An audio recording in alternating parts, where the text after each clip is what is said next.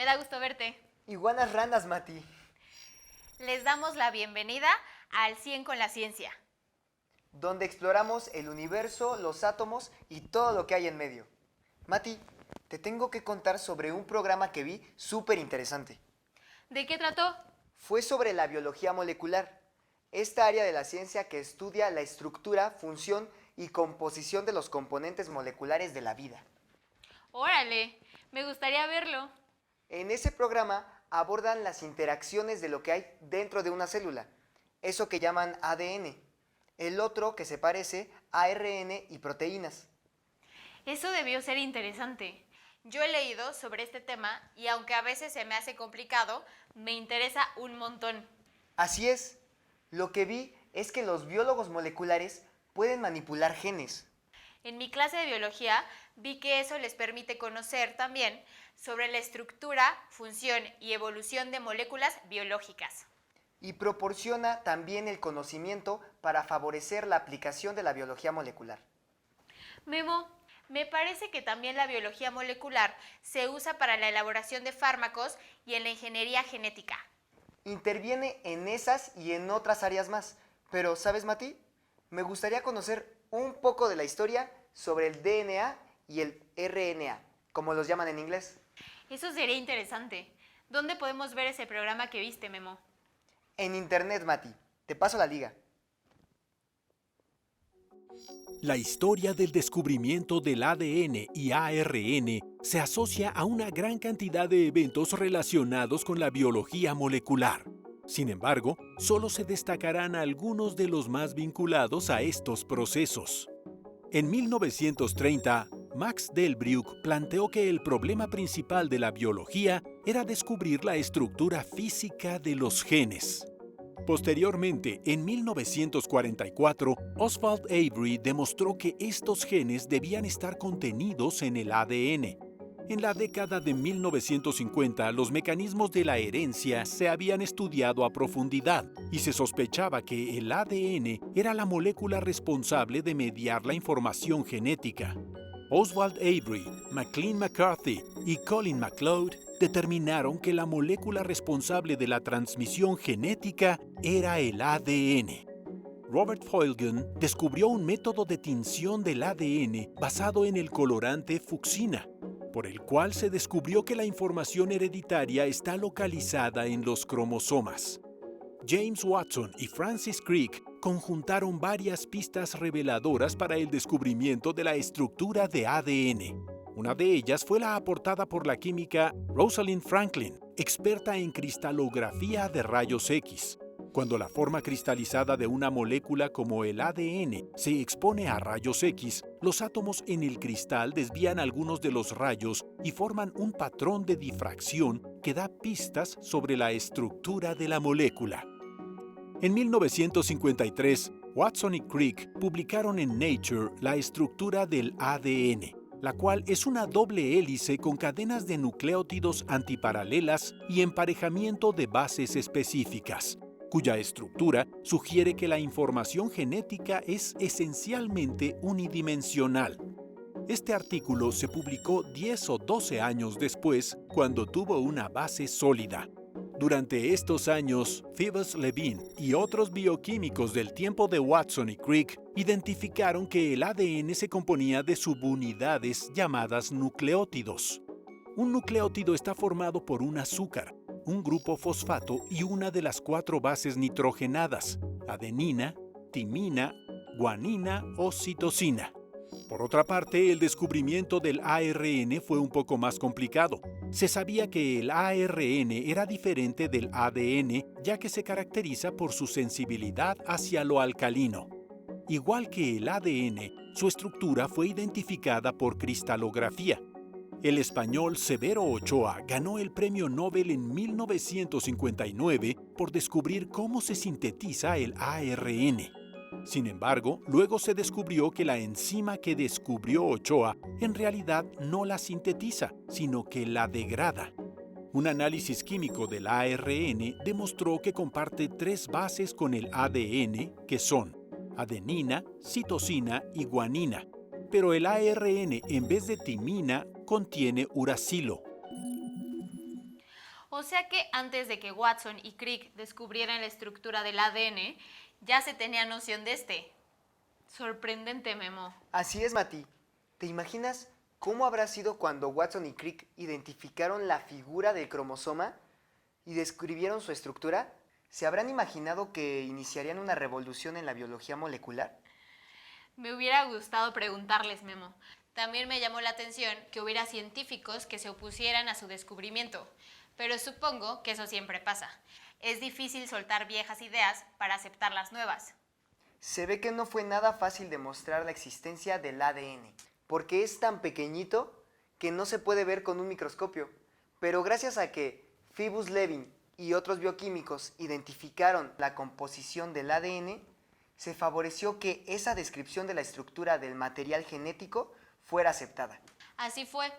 Y aunque se tardaron en aceptar la propuesta de la doble hélice del ADN, los avances en la bioquímica no se detuvieron. De hecho, el grupo de Crick identificó que los aminoácidos se codificaban en el ADN en grupos de 3 bases, lo que llamaron codón genético, entre otras investigaciones realizadas. Es curioso que para el ARN no exista algo así como un evento específico de descubrimiento, así como el ADN.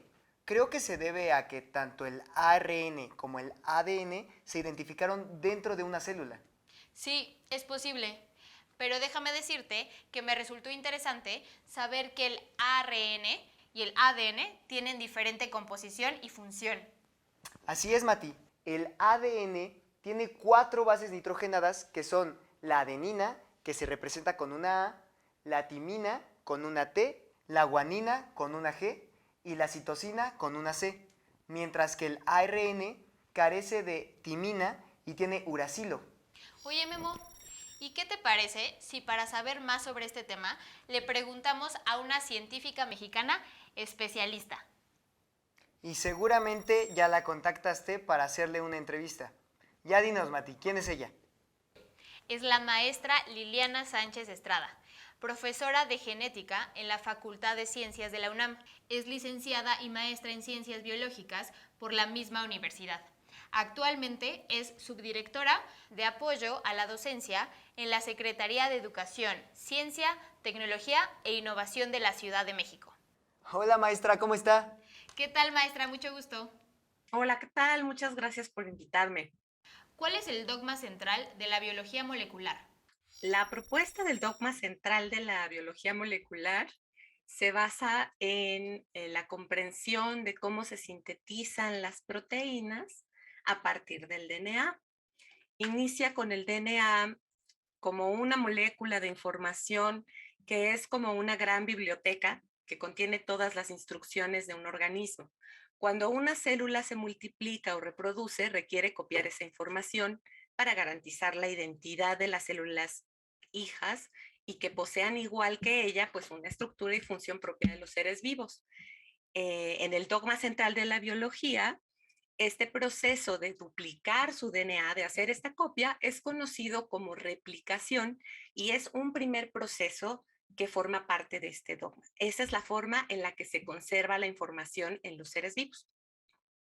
El siguiente proceso del dogma central es la transcripción, mediante la cual se sintetiza el RNA y que representa una forma de obtener la información necesaria para construir proteínas que la célula va requiriendo dependiendo de qué necesita construir o realizar.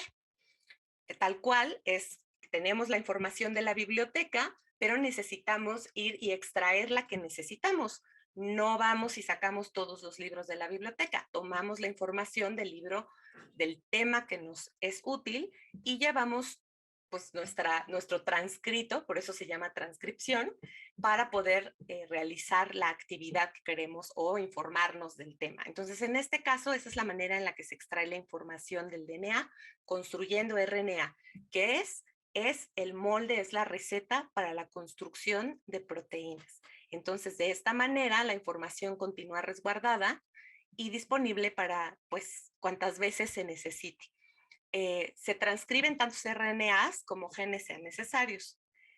El último paso del dogma es la traducción. que es la síntesis de la proteína a partir de esta información que transcribimos cuando construimos el RNA.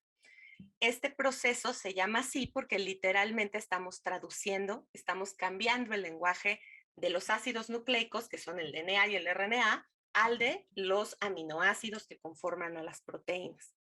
Inicialmente se pensaba que era un proceso lineal, es decir, que no podía ocurrir en reversa. Sin embargo, actualmente se sabe que estos procesos tienen excepciones donde pues se puede invertir este orden, como en el caso de la transcripción inversa, en donde a partir de un molde de RNA pudiera generarse una molécula de DNA. ¿Por qué se le considera precisamente así como un dogma? Este tema es interesante porque en realidad cuando Francis Crick denominó de este modo a este aporte, ¿no? Cuando lo nombró como dogma, en realidad él declaró que la palabra dogma pues la utilizó para poder enfatizar que su propuesta iba más allá de una hipótesis, pero él mismo aceptó que pues no se trataba de un dogma per se, ¿no? En realidad esto que ocurre es un proceso molecular, ahora se ha descubierto que además no es un proceso lineal y pues no se trata de una creencia que no se pueda cuestionar, ¿no? ¿Qué implicaciones tiene para la biología molecular este dogma central? Este dogma revolucionó el estudio de los procesos celulares. Por un lado, nos permitió comprender pues la propia naturaleza de los seres vivos, aportó información clave para poder comprender cómo partíamos de una información que tenemos guardada, entender cómo funciona esa información, el que comprendamos cómo es que tenemos algo que es como un código de barras para nosotros, que nos define, que ahí dice cómo nos vemos, cómo funcionamos, y que a partir de eso pues haya toda una serie de procesos que nos llevan a construir nuestras estructuras y a funcionar. Entonces ese fue un aporte clave para entender el funcionamiento de los seres vivos, pero también para el desarrollo de muchas técnicas con las cuales ahora podemos dar atención y prevenir enfermedades, además de generar muchos avances biotecnológicos. Mati, mira, aquí dice que Watson y Crick afirmaron que la estructura del ADN era la base física de la información para la existencia y el funcionamiento de los seres vivos. Y aquí encontré que la forma en que está organizado el ADN les indicaba que debía haber un posible mecanismo de copiado para el material genético. Así es, y este proceso es justo lo que nos acaban de explicar sobre el dogma de la biología molecular. Este dogma se centra en el proceso por el cual, a partir del ADN, se puede construir una cadena de aminoácidos, que son los que forman proteínas. Las proteínas, según mis notas, forman parte de muchas estructuras de las células. Entonces, así como acabamos de ver, este proceso consta de dos partes, la transcripción y la traducción. Aquí es donde participa el ARN.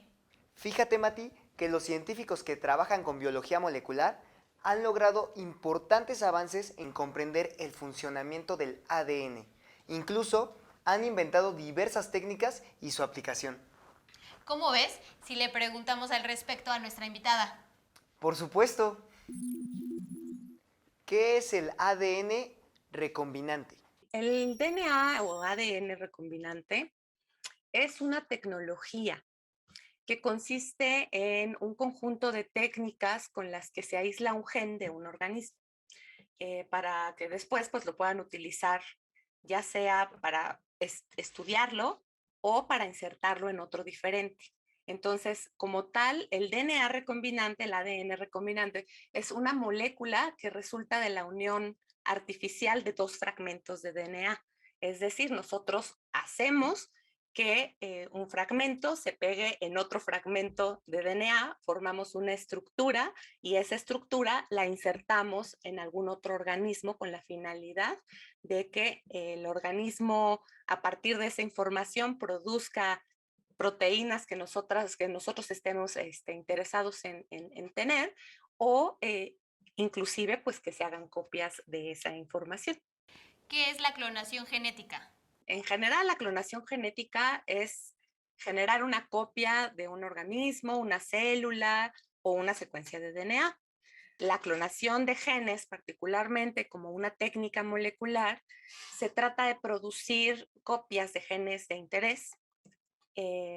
Existen varias formas, pero en este caso, una de las más comunes es justamente insertando un gen en un organismo, o sea, utilizando esta tecnología del DNA recombinante, de tal manera que utilizamos como vector a otro organismo como bacterias, levaduras, virus. Y lo que se busca pues es que justamente cuando les insertamos esta información, cuando proliferan, se replica el DNA y entonces generan muchas copias a partir de la propia maquinaria del organismo.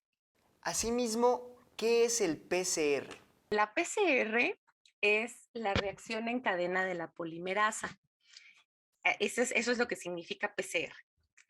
Es una técnica con la que también se puede clonar, con la que se pueden hacer copias de DNA de cientos a miles de veces. Y consiste en recrear y mantener las condiciones de reacción enzimáticos de parámetros físicos y químicos, como la temperatura principalmente, para poder hacer copias de un fragmento de DNA que es de nuestro interés. Se trata de una tecnología que utiliza un instrumento que se llama termociclador, que lo que hace es justamente mantener estas condiciones y ahí le vamos añadiendo pues un molde de lo que queremos copiar, añadimos los componentes con los que se construye el DNA, que en este caso son los que llamamos nucleótidos, ¿no?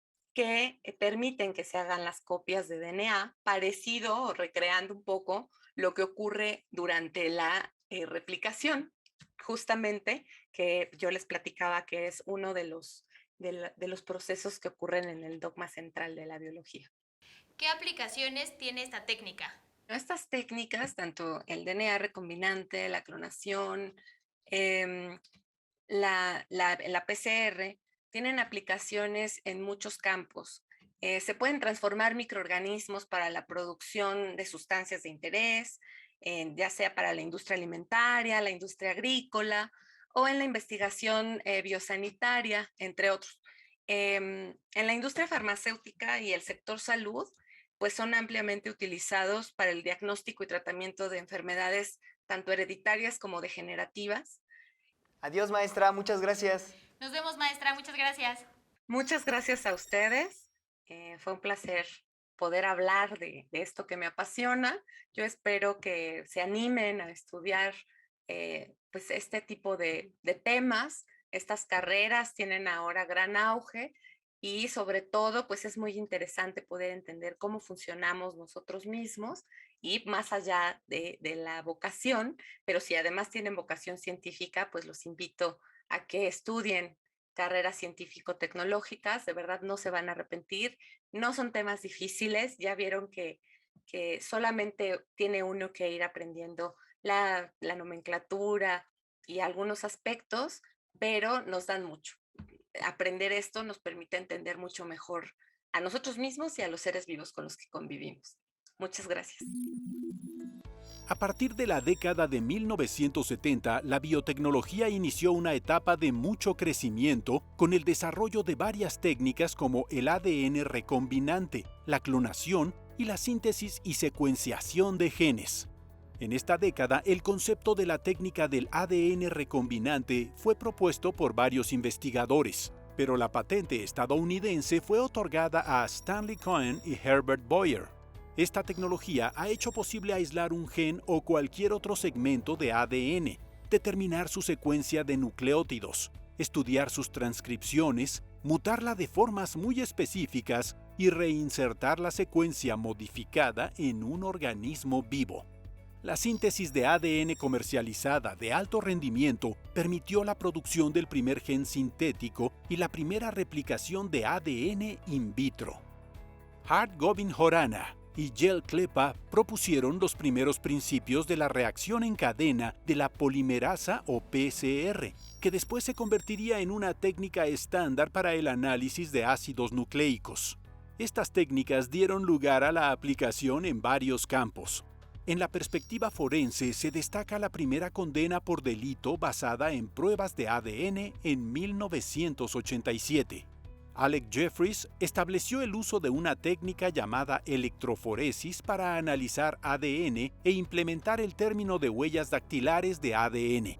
Estas huellas permiten determinar si la sangre u otros fluidos corporales que quedan en la escena de un crimen pertenecen a un sospechoso. La biología molecular se vinculó con la genética a través de los análisis de expresión génica, los cuales permiten, por ejemplo, asesorar a los futuros padres sobre la probabilidad de tener un hijo con una enfermedad en particular, y también se utilizan en la predicción prenatal de enfermedades genéticas en el feto. Los análisis de expresión génica han permitido conocer la secuencia del virus de inmunodeficiencia humana y de la levadura, así como la secuencia del genoma humano. Aunado a esta, se ha desarrollado la terapia génica, que se ha aplicado solo en células del cuerpo para identificar enfermedades como el cáncer y el síndrome de inmunodeficiencia combinada grave. La tecnología de ADN recombinante favoreció la capacidad de obtener clones de ADN a través de añadir el ADN de un organismo al genoma de otro. Este se inserta en un cromosoma y pasa a la progenie como un nuevo componente del genoma. El organismo resultante se denomina organismo transgénico u organismo genéticamente modificado. A través de este procedimiento se han generado plantas transgénicas de maíz o de algodón que contienen un gen que produce una toxina para matar insectos y otras plantas de cultivo con genes bacterianos, que confieren resistencia a herbicidas o que mejoran el valor nutricional de la planta.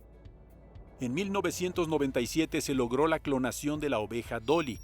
Aunque logró tener 3 partos con 6 crías en total, Dolly desarrolló enfermedades propias de una oveja anciana siendo aún joven, pues su edad genética era la misma de la oveja de la cual fue clonada. Por otro lado, los aspectos éticos han excluido la clonación de seres humanos hasta la fecha.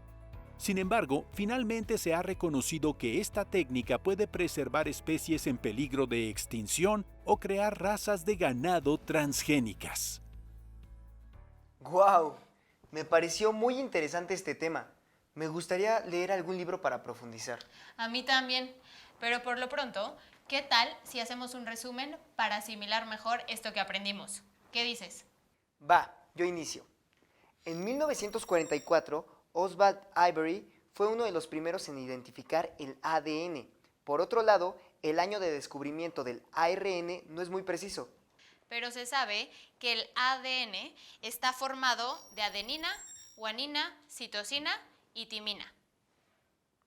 Mientras que el ARN tiene estos compuestos excepto la timina, que está sustituida por el uracilo.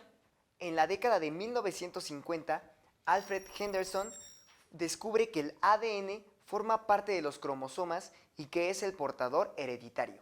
El dogma de la biología se basa en la capacidad de expresión del ADN, que se realiza a través de 2 procesos, que son la transcripción y la traducción. Las investigaciones en los diversos procesos asociados al ADN y al ARN favorecieron el desarrollo de técnicas aplicadas como ADN recombinante, PCR y clonación de genes. Esperamos que ustedes hayan aprendido y disfrutado de estos temas. Recuerden que aún hay mucho por aprender. Les sugerimos que lean el libro titulado Las membranas de las células, de Antonio Peña, de la colección Ciencia para Todos, del Fondo de Cultura Económica. ¿Sabes, Mati? Aprendí mucho y quiero saber más, así que también voy a leer el libro. Bueno, ha llegado el momento de despedirnos. No sin antes invitarlos a que visiten las redes sociales de Jóvenes en Casa. Se unan a la comunidad de Jóvenes en Casa en Facebook. Y para volver a ver los programas de Jóvenes en TV, visiten esta página. ¡Hasta pronto!